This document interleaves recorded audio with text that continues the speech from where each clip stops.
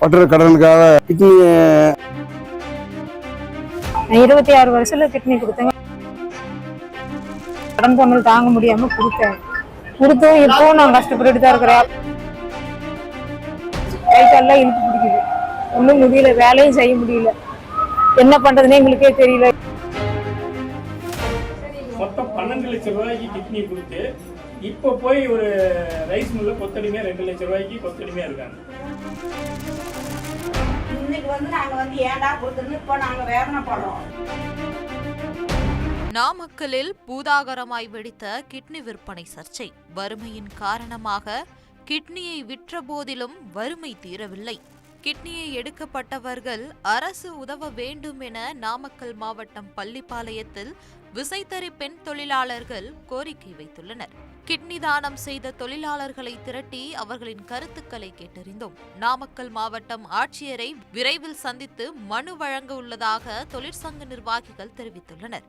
நாடு முழுவதும் விசைத்தறி தொழிலாளர்களின் கிட்னி விற்பனை விவகாரம் பெரும் அதிர்வலைகளை ஏற்படுத்தியுள்ள நிலையில் நூற்றுக்கணக்கான கிட்னியை இழந்த பெண் தொழிலாளர்கள் நிவாரண உதவி அரசு வழங்க வேண்டும் என கோரிக்கை விடுத்துள்ள சம்பவம் பெரும் பரபரப்பை ஏற்படுத்தியுள்ளது. சமீபத்தில் நம்ம ஒரு 30 ஆண்டு காலமாகவே இந்த பிரச்சனை இருக்கு. 30,000, 35,000, 40,000 கொடுத்தவங்க இன்னைக்கு கடைசியா 5 லட்சம் ரூபாய் வரை கொடுக்குறாங்க. இப்போ நாங்கள் கேள்விப்பட்ட வகையில் சமீபத்தில் இந்த நம்ம ஊருக்காரங்க தான் பேர் சொல்ல விரும்பல, அவங்க வீட்டுக்காரர் 5 லட்சம் ரூபாய் கொடுத்துருக்காரு, அந்த பொண்ணு 7 லட்சம் ரூபாய் கொடுத்துருக்கு. மொத்தம் 12 லட்சம் ரூபாய்க்கு கிட்னி கொடுத்து இப்போ போய் ஒரு ரைஸ் மில்ல கொத்தடிமையா 2 லட்சம் ரூபாய்க்கு கொத்தடிமையா இருக்காங்க. யோசிச்சு பாருங்க. இதுக்கு அந்த பொண்ணுக்கு 20, 29, 28 வயசு தான் இருக்கும். அவருக்கு பாத்தீங்கன்னா 30, 32 வயசு தான் இருக்கும். 2 பொண்ணு, 2 குழந்தைங்க. அப்ப இது எப்படி யோசிக்கிறது தெரியல. ஒண்ணு வறுமையில இருக்கிறாங்க, கடன் தொல்லைன்னு இருக்கிறாங்க, குழு கடன் மூலமா நம்ம கடன் பட்டுதுன்னு சொல்லி எடுக்கிறாங்க. இன்னொன்னு எடுத்தா என்னன்னு சொன்னா இவ்வளவு 7 லட்சம் 12 லட்சம் ரூபாய் அந்த பொண்ணுகிட்டயே நாங்க நேரடியாக பேசும்போது 5 லட்சம் ரூபாய் நாங்க பேசுனாங்க. அந்த அவர் எடுத்தவர் விவோ, அவங்க கிட்னி கொடுத்தவர் விவோ. அவரு குழந்தைங்க 2 பேர் இருக்கனால மேல 2 லட்சம் ரூபாய் சேர்த்து கொடுத்தாரு.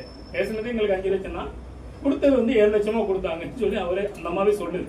அப்ப அந்த அவர் கொடுத்தது 5 லட்சம், இந்த மாதிரி கொடுத்தது 7 லட்சம் ரூபாய் பணத்தை வாங்கி என்ன பண்ணீங்கன்னா எல்லாமே செலவாயிருச்சுங்க, கடனை கட்டணுங்கிறாங்க. அவ்வளவு கடன் இருந்தாலும் அவ்வளவு கடன் இல்லைங்கிறாங்க. ஆனா எப்படி ஆச்சுன்னா தெரியலங்க. அப்ப தெரியாத நாங்க ஒரு அறியாத வயசுல நான் எடுத்துட்டோம், புரியல.